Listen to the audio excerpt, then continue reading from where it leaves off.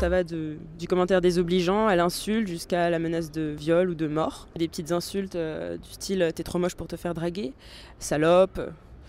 Après ça a commencé à aller un peu plus loin, ou va crever, il aurait dû te tuer, si je vous croise je vous démolis la mâchoire, et puis je te viole, des trucs comme ça.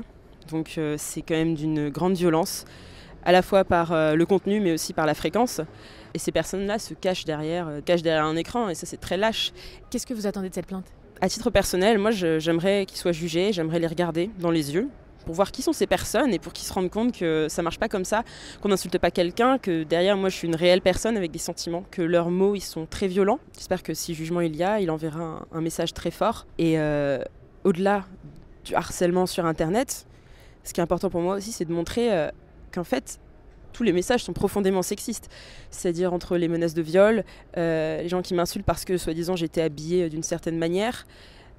C'est très important de ne pas fermer les yeux, parce que ça montre que, en fait, y a une partie de notre population en France qui est convaincue que finalement on n'est pas égaux entre femmes et hommes. Et ces messages-là, ils sont la preuve que plus que jamais on a besoin de continuer à se battre pour envoyer un message fort à la fois à ceux qui m'ont insulté moi, menacé, mais aussi à tous les autres qui se permettent de faire ces actes abjects en toute impunité. Ma plainte, c'est pour dire que ça suffit.